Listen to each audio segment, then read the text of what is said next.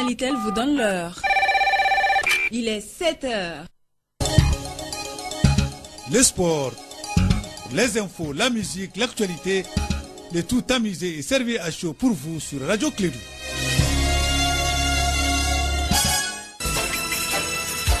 Radio Clédou, le journal avec Sotelma Malitel.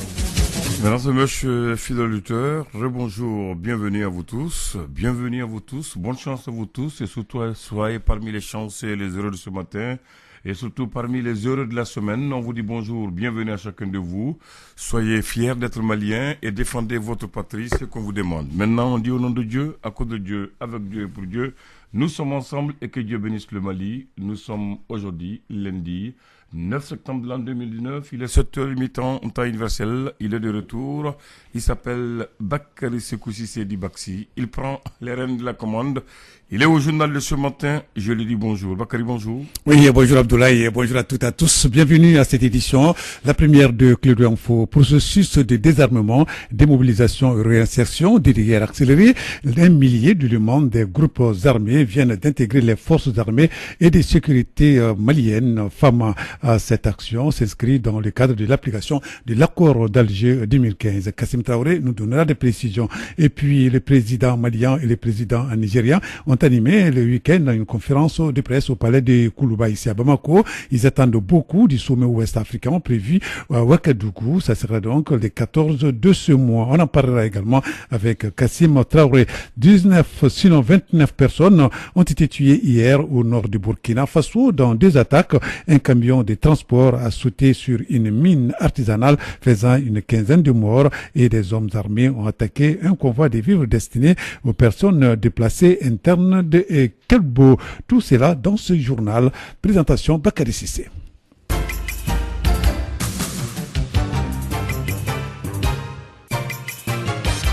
Bienvenue donc à cette édition, la première de Clédou Info. Aujourd'hui, nous sommes le lundi 9 septembre 2019. Je le disais dans les titres, 1006 exactement éléments des groupes armés viennent d'intégrer les forces armées de sécurité maliennes FAMA.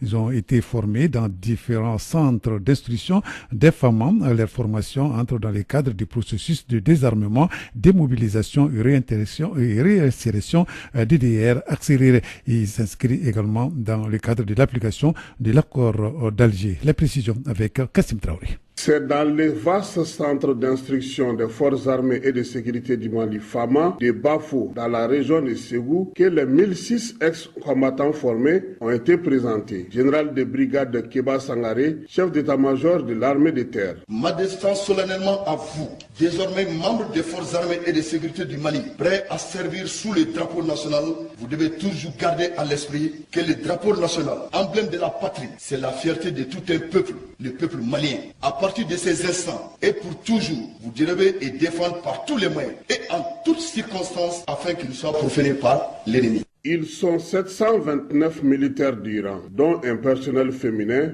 221 sous-officiers et 66 officiers formés dans différents centres d'instruction du Mali. Général Ibrahim Daïrou Damélé, ministre de la Défense et des anciens combattants. Les FAMA sont prêtes à accueillir tous les éléments qui veulent la paix, qui veulent la stabilité du Mali, à condition qu'ils respectent les critères d'intégration dans l'armée malienne. Mais j'ai à leur dire que depuis le moment qu'ils ont quitté leur mouvement et mis à la disposition de l'état-major général pour la formation, ils sont des FAMA. Ils resteront FAMA et les FAMA, l'armée malienne, c'est une famille. Moussa Ag Atayer, porte-parole de la coordination des mouvements de l'Azawad, CMA. Nous avons assisté à la cérémonie de la sortie de la première promotion des éléments du MOC, du mécanisme opérationnel conjoint, dans le cadre du DDR accéléré. Et nous avons à peu près 1006 éléments qui sont sortis et ces 1006 éléments constituent une raison d'espoir et d'espérer et de croire aussi qu'avec la conjonction de l'ensemble des efforts des uns et des autres, nous pouvons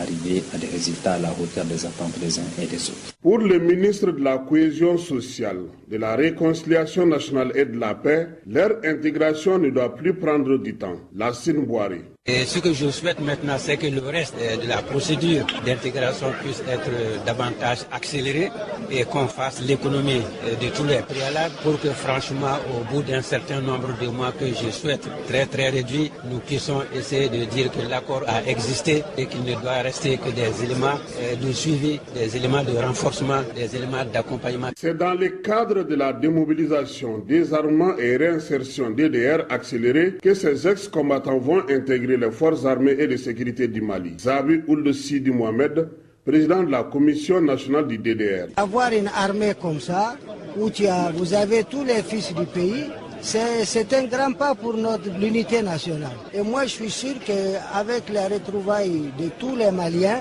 du nord, du sud, du centre, notre pays s'en sortira, Inch'Allah. Les 1006 éléments officiers, sous-officiers et militaires d'Iran ont été invités à l'observation stricte et entière des principes républicains.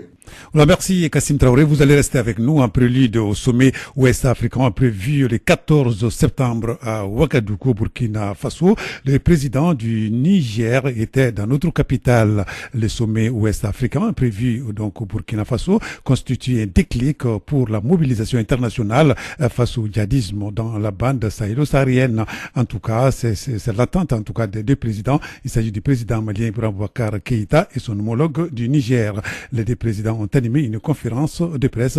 C'était au palais de Koulouba. Les précisions avec vous, Kassim Traoré. Le président du Niger, Mahamadou Issoufou, a effectué une visite de 24 heures à Bamako. Une visite de travail qui a été mise à profit pour parler de la situation sécuritaire au Mali, surtout le statut de la ville de Kidal. Effectivement, j'ai eu à dire que le statut de Kidal est une menace pour la sécurité intérieure du Niger. Je le confirme. C'est une menace, effectivement, pour la sécurité intérieure du Niger. Nous constatons avec beaucoup de regrets. Il y a des mouvements